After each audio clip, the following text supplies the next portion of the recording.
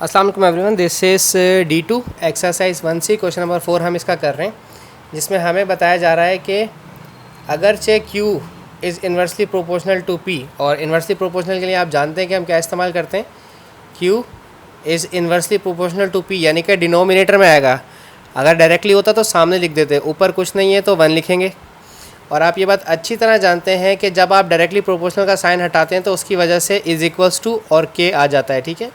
अब बाकी वैल्यूज़ अपनी जगह पे रख दें, Q यहाँ रख दें और P यहाँ रख दें, ठीक है।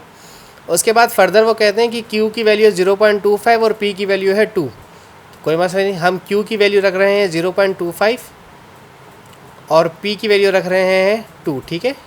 और यहाँ पर है हमारा K जो कि कांस्टेंट है। अब ये 0.25, ये 2 इस 0.25 से जाकर मल्टीप्लाई होगा क्योंकि ये यहाँ पर डिवाइड कर रहा है, ठीक है।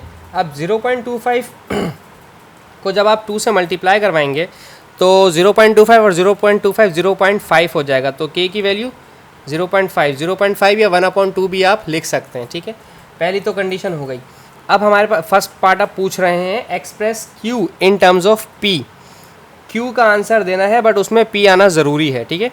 और Q की कनेक्टिंग इक्वेशन थी हमारे पास K/P, और K की वैल्यू हमारे पास 0.5 है, तो K की वैल्यू 0.5 हम रख देते हैं। Q is equals to K की वैल्यू 0.5 और P, और जैसे कि मैंने अभी बताया कि 0.5 को 1/2 भी कहा जा सकता है, तो Q इक्वल्स टू 0.5 1/2, और डिनोमिनेटर में ऑलरेडी P मौजूद है, तो Q is equals to 1/2 P। तो हमने Q को एक्सप्रेस कर दिया है in terms of P। Part 1 complete. Part 2 में पूछते हैं, विल सी कि क्या पूछ रहे हैं पार्ट 2 के अंदर। Find the value of Q when P is equals to 5।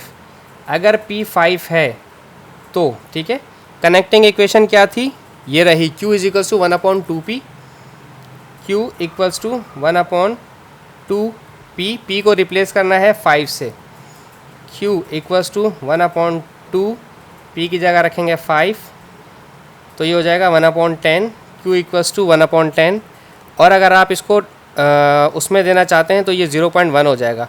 अगर आप इसे फ्रैक्शन में छोड़ना चाहते हैं तो 1/10, और अगर आप इसे इस तरह से लिखना चाहते हैं तो 0.1 हो जाएगा, क्योंकि जब डिनोमिनेटर में 1 0 हो तो 1 यूनिट छोड़कर, 1 डिजिट छोड़कर पॉइंट लगा देते हैं, 2 0 हो तो 2 डिजिट छोड़कर पॉइंट लगाते हैं। ओके, पार्ट 3 पूछते हैं क्या कह रहा है। Calculate the value of P when Q is equals to 0.2। Q is equals to 0.2। Connecting equation लिखेंगे दोबारा से, Q इक्वल्स टू 1/2P।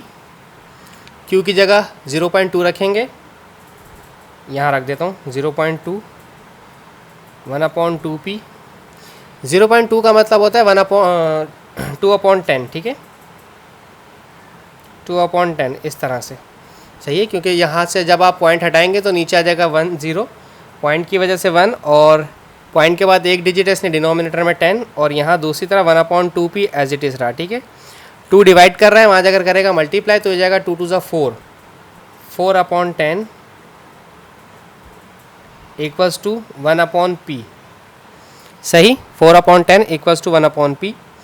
अब आप एक काम करें, इसे उल्टा कर दें। उल्टा करने से मुराद क्या है कि P ऊपर ले जाएं।